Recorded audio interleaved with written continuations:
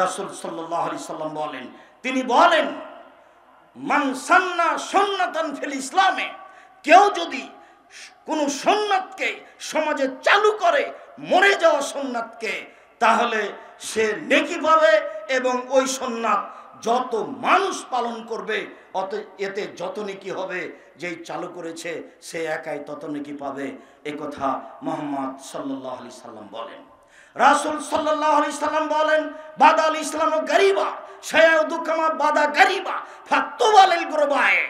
ইসলাম সংখ্যালঘু অবস্থায় পৃথিবীতে ছড়িয়ে পড়েছে, আবার সংখ্যালঘু অবস্থায় পৃথিবী থেকে বিদায় নেবে। সংখ্যালঘু অবস্থায় যারা আছে তারাই হলো সফল মানুষ। এই কথা বলার পরে তিনি বলেন হুম আল্লাযীনা ইসলাহুনা মা আফসাদান নাসু মিন বাদি, এরাই সফল মানুষ যারা দাওয়াত দিয়ে দিয়ে ওই সুন্নাতগুলি চালু করেছে, যে সুন্নাতগুলি মরে গেছিল, ওই আমলগুলি চালু করেছে যে আমলগুলি সমাজে ছিল না। সম্মানিত দিনী ভাই বোন, আপনাকে আমি কয়েকটা আমল দেখাই। তার একটা আমল দেখাই, সালাতের মধ্যে আমরা একবার আঙ্গুল উঠাতাম, যা কিয়ামত পর্যন্ত প্রমাণ করা যাবে না। ওটা একটা বিদাত আমল। এখন আমরা চলমান আঙ্গুল উঠাই, এ দিয়ে শয়তানকে হত্যা করা হয়। একটা ভালো আমল চালু হয়েছে। সম্মানিত দিনী ভাই বোন, আপনাকে আমি আরো আমলের কথা বলি, যে আমাদের দেশে সালাতের পরে 5 ওয়াক্ত সালাতের পরে হাত তুলে দোয়া হতো, সবাই মিলে চিল্লাচিল্লি করে হাত তুলে দোয়া করা হতো। এখন এই বিদাত আমলটা উঠে গেছে, এখানে একটা সুন্নাত আমল চালু হয়েছে। আসসালামু আলাইকুম রহমতুল্লাহ, আসসালামু আলাইকুম রহমতুল্লাহ। এরপরে যা জিকির আজকার আছে সেটা হবে, এটাই হলো সুন্নাত। সবাই মিলে হাত তুলে দোয়া করে একটা বেদাতি আমল করে চলে যাবে, এটাই হলো বিদআত। সম্মানিত দিনী ভাই বোন, আমাদের সমাজে ছিল যে মানুষ মারা যাওয়ার সাথে সাথে তাকে কাপড় দিয়ে ঢেকে দিতে হবে, তারপরে তাকে কেবলামুখী করতে হবে। হ্যাঁ, কাপড় দিয়ে ঢেকে দিতে হবে এ কথাই ঠিক, তবে তাকে কেবলামুখী করতে হবে এ কথা ঠিক নয়, এটা বিদআত। তারপরে লোকটিকে ওযু দিয়ে গোসল দিতে হবে, এটাই সুন্নাত। গোসল ওকে বাম কাতে শইয়ে দিয়ে ডান কাতে পানি ঢেলে গোটা শরীরকে ভিজিয়ে সুন্দর করে 3 বার ধৌত করতে হবে। তারপরে সাদা 3টি কাপড়ের উপরে তুলে দিতে হবে, ডান দিকের কাপড় বামে, বাম দিকের কাপড় ডানে। এটাই হয়ে গেল গোসল। যদি আপনাকে খারাপ লাগে তাহলে আপনি বিশেষ অঙ্গ লজ্জা স্থান ধোয়ার সময় হাতে কিছু ন্যাকড়া ব্যবহার করতে পারেন।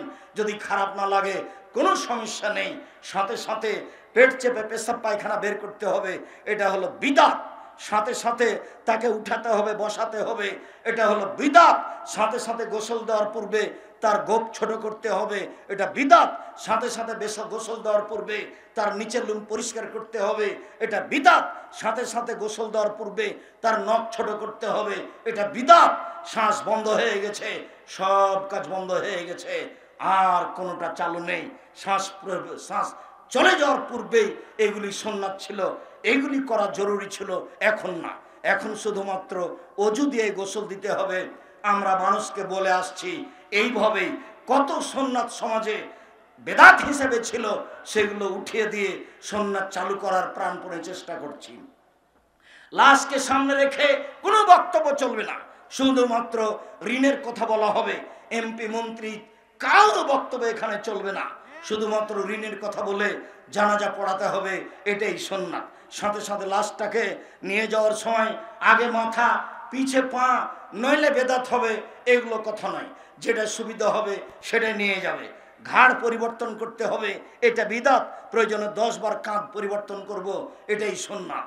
নিয়ে যেতে যেতে 3 বার নামাতে হবে, এটাই বিদআত। প্রয়োজনে 10 বার নামাবো, এটাই সুন্নাত। ওখানে লাশটা না রাখা পর্যন্ত কেউ বসতে পাবো না, এটাই বিদআত। যে যখন গেছে সে তখন বসবে, এটাই সুন্নাত। লাশটাকে রাখার সময় দোয়া পড়তে হবে, এরপরে তাকে পুরো ডান কাতে রাখতে হবে, অলের সাথে লাগিয়ে দিয়ে।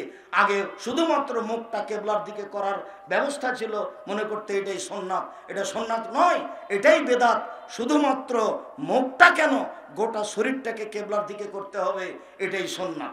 হাতটা বুকের উপরে বেঁধে নামাজি দেখা হতো, এটা নয়, বরং হাতটা পাশে থাকবে, এটাই সুন্নাত। সম্মানিত দিনী ভাই বোন, এলাকার লোক অনেক উপস্থিত হয়েছে, এক ডালি মাটি নিয়ে সবার হাতে ছয়া নিতে হবে, এটাই হলো বিদআত। যারা মানুষ উপস্থিত হয়েছে তারাই মাটি দিবে, যারা উপস্থিত হয়নি দিবে না। যারা উপস্থিত হয়েছে, মাটি বেশি হয়ে গেছে, এমনি ঘুরে যাবে, তারা ডবল নেকি পেয়ে যাবে।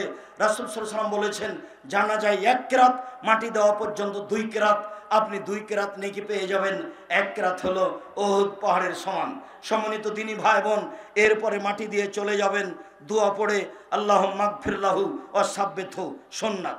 এখন আপনি সবাই মিলে হাত তুলে দোয়া করবেন, এটা হলো বিদআত। আপনি এখানে খেজুর ডাল পুঁতে দিবেন, এটা হলো বিদআত। খেজুর ডাল পুঁতে দিবেন না, এমনি রেখে দিবেন, এটা হলো সুন্নাত। কুকুরকে ঠেকানোর জন্য, সিরগালকে ঠেকানোর জন্য অন্য কিছু করতে পারেন, সেটা ভিন্ন কথা। সম্মানিত দিনী ভাই বোন, বলছিলাম রাসূল সাল্লাল্লাহু আলাইহি সাল্লাম এইভাবে দাওয়াতের কথা বলেছেন, এবং এইভাবে দাওয়াত দিলে এরকম ফজিলত হবে, এ কথা তিনি বলেছেন। আর একটু আপনাকে অবগত করাই, পৃথিবীতে যারা দাওয়াত দিতে অলসতা করে, পৃথিবীতে যারা দাওয়াত দিতে অলসতা করে, আচ্ছা যাক পরে বলবো, আচ্ছা যাক কোনোদিন বলবো, আচ্ছা বললেই কি আর না বললেই কি, এইভাবে থাকে যারা, যারা ধ্বংস হচ্ছে, এরাও সেভাবে ধ্বংস হয়ে যাবে। রাসূল সাল্লাল্লাহু আলাইহি সাল্লাম বলছেন, মাসালুল মুদহিন ফি হুদুদিল্লাহ ওয়াল ওয়াকি ফিহা, যারা অন্যায় করে আর যারা অন্যায়কে সহ্য করে, যারা অন্যায় করে আর যারা অন্যায়কে দেখে থেকে যায়, এদের দুইজনের উদাহরণ এক দলের মতো। যে দল ইস্তাহমুস সাফিনা, একটা নৌকা ভাড়া নিয়ে লটারি করেছে, ফাসারাবাজহুম ফি আলাহা ওয়া সারাবাজহুম ফি আসফালিহা, লটারির মাধ্যমে কিছু লোক উপরে হয়েছে, উপর তলায় স্টিমারের, আর কিছু লোক নিচে তলায় হয়েছে। ফায়ামুরু আলাল্লাযিনা ফি আসফালিহা আলাল্লাযিনা আলা আলাহা, যারা নিচে আছে তারা পানি আনতে উপরে যায়, ফাতাআজাবিহি, তখন উপরের লোকের অসুবিধা হয়, আপনারা পানি আনতে উপরে আসেন, পানি নিয়ে গেলে জায়গা ভিজে যায়, এত ঝামেলা করিয়েন না। তখন উপর থেকে লোকটা নিচে এসে ফা খাজা ফাসান, একটা কুড়াল নিয়েছে, ও জালায়ান কর আসফালাস সাফিনা, একটা কুড়াল নিয়ে নৌকার স্টিমারের নিচের দিক ছিদ্র করতে আরম্ভ করেছে। উপর থেকে এসে বলছে, মালা দোস্ত কি খবর, তুমি এইভাবে নিচের দিক ছিদ্র করছো কেন? তখন লোকটা বলছে, দেখেন উপরে পানি আনতে গেলে আপনাদের অসুবিধা হয়, আর আমাদের পানিরও খুব প্রয়োজন, তাই নিচের দিক ছিদ্র করে পানি বের করছি। রাসূল সাল্লাল্লাহু আলাইহি সাল্লাম বলছেন, পৃথিবীর মানুষ শোনো, আনজাহু, ও যদি নিজেকে ঠেকায় তাহলে তাকেও বাঁচাতে পারবে, স্টিমারের সবকে বাঁচাতে পারবে। তারাকুহু, ও যদি ছেড়ে দেয়, যাক ওর যা মনে লাগে করুক, আহলাকুহু আহলাকুন ফুসাহুম, তাহলে নিজেকে ধ্বংস করবে, স্টিমারে যত লোক আছে সবাকে ধ্বংস করবে। স্টিমার ডুবে গেলে কেউ রক্ষা পাবে না। হাদিস বুখারী মুসলিম। সম্মানিত দিনী ভাই বোন, আপনার চোখের সামনে পাপ হচ্ছে, হোক আপনি এভাবে দিন কাটাচ্ছেন, ছেলে আপনার চোখের সামনে 2 কানে ইয়ারফোন লাগিয়ে ইন্ডিয়ার গান চালাচ্ছে, মেয়ে আপনার নগ্ন পোশাকে স্কুল কলেজে যাচ্ছে, আপনি বেশ সুন্দর তাকে টাকা পয়সা দিচ্ছেন, কোনো সমস্যা হচ্ছে না। কোনো বাপ আবার মেয়েকে ঢাকা বিশ্ববিদ্যালয়ে ভর্তি করে দিয়ে 3 চিলেই চলে যাচ্ছে লন্ডন, ওখানে বাপে তাসবি টিপে ধর্মের নামে, এখানে মেয়ে তাসবি টিপে প্রেমের নামে। এইভাবে কি সংসার চলবে? এইভাবে কি শরীয়ত চলে? এইভাবে নৌকা ডুবে গেলে সবাই যেমন হারিয়ে যাচ্ছে, এই বাপ এই মেয়ে কেউ টিকতে পারবে না, সবাই বিচারের মাঠে হারিয়ে যাবে। তাই তো রাসূল সাল্লাল্লাহু আলাইহি ওয়াসাল্লাম বলছেন, 3 শ্রেণীর মানুষ জাহান্নামে যাবেই, 3 শ্রেণীর মানুষ জাহান্নামে যাবে। 1, মদনুল খামর, যারা নিয়মিত বিড়ি তামাক জর্দা সিগারেট গুল খায় তারা জাহান্নামে যাবে। 2, ওর রাজরাত মিনান নিসায়ে, পুরুষের বেশধারী নারী, যারা পুরুষের জুতা স্যান্ডেল পরে, যারা পুরুষের শার্ট প্যান্ট পরে, যারা পুরুষের পোশাক পরে, তারা জাহান্নামে যাবে। যারা গেঞ্জি গায়ে দিয়ে চলে, নগ্ন পোশাকে চলে, তারা জাহান্নামে যাবে। 3, আপনি দায়ুস আল্লাযী কুরফি আলাল খাওয়াসা, যে তার বাড়িতে বেহায়াইর সুযোগ দিয়েছে, সুযোগ্য পিতা, ক্ষমতা আছে আপনার, টাকা আছে আপনার, দখল আছে আপনার, বাড়ি আপনার, ঘর আপনার, মেয়ের পোশাক পাতি আপনার, মেয়ের টাকা পয়সা সবকিছু আপনার, আপনার চোখের সামনে মেয়ে নগ্ন পোশাক পরে, চোখে মুখে আসকারা মাস্কারা লাগিয়ে, এ নখে নেইল পালিশ দিয়ে, এইভাবে নগ্ন পোশাকে রাস্তাঘাটে ঘুরবে, স্কুল কলেজে চলে যাবে, আর আপনাকে সেটা ভালো লাগবে, আপনি কিছুই বলবেন না। বিশ্বাস করেন, বিচারের মাঠে টিকতে পারবেন না। নৌকা ডুবে গেলে টিকবে না যেমন কেউ, আপনিও বিচারের মাঠে টিকতে পারবেন না, আপনার নৌকা ডুবে গেছে। সম্মানিত দিনী ভাই বোন, আপনাকে আমি সতর্ক এ ব্যাপারে বারবার করছি। এরপরে সংক্ষিপ্ত বলি, মৌলানা সাহেব তো দাওয়াত দিলেন, খুব আমাদেরকে বললেন, নিজে কি করলেন, এবার হুজুরের কাছে চলে যায়। সম্মানিত দিনী ভাই, হুজুরের ব্যাপারে রাসূল সাল্লাল্লাহু আলাইহি ওয়াসাল্লাম বলছেন, পৃথিবীর মানুষ শুনে রেখো, ইজাবির রাজুল ইয়াউমাল কিয়ামা ওয়াইলকা ফিন্নার, মৌলানা সাহেবকে জাহান্নামে নিক্ষেপ করা হবে। ফাতান্দালে কত্তা বহু, মৌলানা সাহেবকে জাহান্নামে নিক্ষেপ করার সাথে সাথে তার ভুঁড়িটা বের হয়ে যাবে। ফায়াদুরু কামা তাদুরুল হিমারু বিরাহাহু, তখন সে ঘুরতে থাকবে ঝুলন্ত নাড়ি ভুঁড়ি নিয়ে জাহান্নামের ভিতরে। গরুর পায়ে ধান মারার সময় গরু যেমন ধানের উপরে ঘুরে, এই দৃশ্য দেখেছেন কোনোদিন? গাছের চতুর্দিকে গরুটা যেমন ঘুরে সরিষার তেল পিড়ানোর সময়, সরিষার তেল পোড়ানো অবস্থা দেখেছেন? তেলির বাড়িতে হয় এটা, গাউছার বাড়িতে এটা হয়। চাঁপাই নবগঞ্জে বলে তেলি, আর গাইবান্ধা, রংপুরে, দিনাজপুরে বলে গাউছা। যেটাই বলুক না কেন, যখন গরুটা ঘুরতে থাকে তো মৌলানা সাহেব এইভাবে ঘুরতে থাকবে তার ঝুলন্ত নাড়ি ভুঁড়ি নিয়ে। ফাস্তামালাই আলুন্নার, জনগণ সব জমা হয়ে বলবে, মালাক হুজুর কি ব্যাপার, ঘটনা কি? আনতা তা'মুরুনা বিল মারুফ ওয়া তানহানা আনিল মুনকার, আপনি তো ভালো কাজের আদেশ করতেন, মন্দ কাজের নিষেধ করতেন। আপনি তো ভালো কাজের আদেশ করতেন, মন্দ কাজের নিষেধ করতেন। আপনি কেন এখানে? আপনার কোনো জাহান্নামে এমন অবস্থা। তখন সে বলবে, কি করি? আমরুকুম বিল মারুফ ওয়া আতিহি, আমি ভালো বলেছি, ভালো করিনি যে। ওয়া নাহাকা আনিল মুনকার ওয়া আতিহি, আমি মন্দ নিষেধ করেছি, তবে নিজে মন্দ করেছি। আমি মন্দ নিষেধ করেছি, তবে আমি মন্দ নিজে করেছি। সাতক্ষীরার মৌলানাকে আমি বলি, আচ্ছা মৌলানা সাহেব, সাতক্ষীরা থেকে দিনাজপুরে এসে যে পর্দার বক্তব্য করলেন, তো আপনাদের বাড়ি তো ঘেরা নাই, চতুর্দিকে ফাঁকা, এইখানে একটা ঘর, এইখানে একটা ঘর, মধ্যে গরুর গাড়ির রাস্তা। আবার এটা দিনাজপুরের এদিক, যারা পূর্ব থেকে বাঙালি মানুষ হিসেবে আছে, তাতে দিনাজপুর তেঘরার লোক পড়ে, যাবো খাবো এইভাবে কথা বলে যারা, তাদেরও অনেকের বাড়ি ঘেরা নাই, এদিকে একটা ঘর, ওইদিকে একটা ঘর, মধ্যে গরুর গাড়ির রাস্তা। আমি তেঘরার মানুষকে বলিনি, কেননা তেঘরার তো জামিয়া সালাফিয়া, সেইটা বলে আর নিজের কথা বলবো কি। তবে আপনাকে বলছি, মৌলানা সাহেবকে বলছি, মৌলানা সাহেব, পর্দার বক্তব্য অন্তত আপনি সাতক্ষীরা থেকে আমাদের এলাকায় দিয়েন না।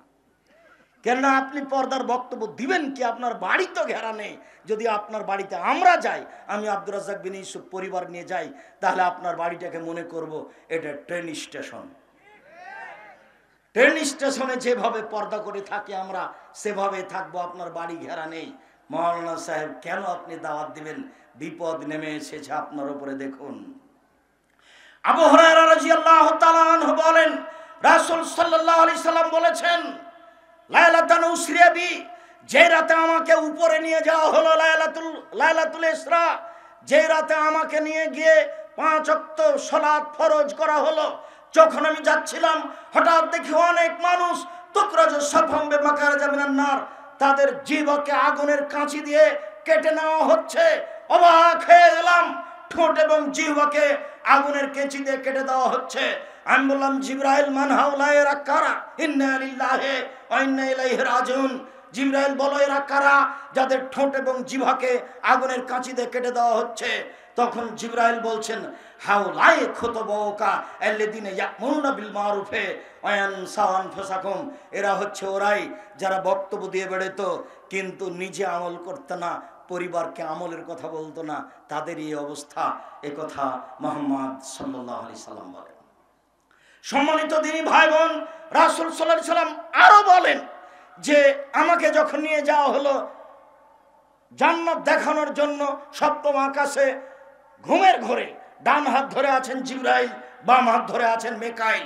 দেখলাম হঠাৎ একটা লোক চিথে শুয়ে রয়েছে, পাশে একটা লোক দাঁড়িয়ে আছে, তার হাতে একটা পাথর আছে, পাথরটা দিয়ে মারছে তার মাথার উপরে, মাথা ভেঙে চৌচির হয়ে যাচ্ছে, খান খান হয়ে যাচ্ছে, পাথরটা ছিটকে দূরে চলে যাচ্ছে, আবার নিয়ে আসছে, আবার মারছে। আমি বললাম এক পর্যায়ে, জিবরাইল, মিকাইল, বলো তো এ কে? তখন জিবরাইল, মিকাইল বললেন, ইনি হচ্ছেন মাওলানা মানুষ, তিনি রাতে সেভাবে আমল করেননি, তিনি আমলবিহীন দুনিয়া থেকে চলে এসেছেন, যার কারণে তাকে এরকম শাস্তি দেওয়া হচ্ছে। মুহাম্মদ সাল্লাল্লাহু আলাইহি সাল্লাম বলেন, তিন শ্রেণীর মানুষ দিয়ে জাহান্নাম উদ্বোধন হবে। আজকের সালাফি কনফারেন্স উদ্বোধন করছিলাম আসরের সালাতের পরে, এরকমই জাহান্নাম উদ্বোধন হবে তিন শ্রেণীর মানুষ দিয়ে। তার এক শ্রেণীর মানুষ হচ্ছেন মাওলানা মানুষ। দুঃখিত, রাসূল সাল্লাল্লাহু আলাইহি সাল্লাম বলছেন, মাসালুল্লাযী ইয়ামুরু নাসা বিল মারুফ ওয়া ইয়ানসা আনফুসাহুম সেই লোকের উদাহরণ যে লোক নিজে মানুষকে ভালো কথা বলে, নিজে আমল করে না, নিজে মানুষকে ভালো কথা বলে, নিজে আমল করে না, সে হচ্ছে মাসালুস সিরাজে, ওই মোমবাতির মতো, ইহরিকু নাফসাহু ওয়া ইউজলিন নাস, যে জ্বলে জ্বলে নিজেকে শেষ করে দেয়, মানুষকে আলো দেয়, জ্বলে জ্বলে নিজেকে শেষ করে দেয়, মানুষকে আলো দেয়, ওই হুজুর হলো মোমবাতির মতো। বলেন তো মোমবাতির ফলাফল কি? মোমবাতি জ্বলতে জ্বলতে শেষ হয়ে যায়, নিজেকে শেষ করলো বটে, কিন্তু মানুষকে আলো দিল, নিজেকে আলোর মধ্যে আনতে পারলো না, নিজেই শেষ হয়ে গেল। হাদিসটা মুহাম্মদ সাল্লাল্লাহু আলাইহি সাল্লাম বলছেন, এটা রাসূলের মুখের কথা। উপদেশ বইটা দেখেন, আল্লাহর পথে দাওয়াতে এই হাদিস দেওয়া আছে। রাসূল সাল্লাল্লাহু আলাইহি সাল্লাম বলছেন, ইন্না আখাফু মা আখাফু আলা উম্মতি, আমার উম্মতের উপরে সবচেয়ে যেটা বড় ভয়, আমার উম্মতের উপরে সবচেয়ে যেটা বড় ভয়, সেটা হচ্ছে যে প্রত্যেক সেই ব্যক্তি আলেমুন বিলিসানিহি, কুল্লু মুনাফিক আলেমুন বিলিসানিহি, মুখে বিদ্বান কর্মে মুনাফিক। এই লোকের ব্যাপারে আমার বড় ভয়। মুখে বিদ্বান কর্মে মুনাফিক, মুখে বিদ্বান কর্মে মুনাফিক, এই লোকের ব্যাপারে আমার বড় ভয়। বহু জায়গাতে দেখবেন দাড়ি চাঁচা আছে, প্যান্টটা টাকানোর নিচে আছে, সিগারেট খায়, সমাজের দায়িত্ব পালন করে, আমাদের সামনে বক্তব্য এমন ঝেড়ে দিল যে আব্দুর রহিক সাহেব যে বক্তব্য দিলেন সে বক্তব্য আপনাদেরকে মেনে চলতে হবে, ওকে মেনে চলতে হবে, এটা তার হিসাব নাই। এবং অনেক মানুষই দিন ধর্ম চর্চা করে শুধু মানুষকে ঠেকানোর জন্য, নিজে আমল করে না। এবার শেষ হাদিস দুটি রাসূলের আপনাকে মনে করার জন্য আবারও স্মরণ করাচ্ছি। যারা মুখে বিদ্বান কর্মে মুনাফিক, আল্লাহর নবী এদের উপরে খুব বড় আশঙ্কা ভয় করেছেন।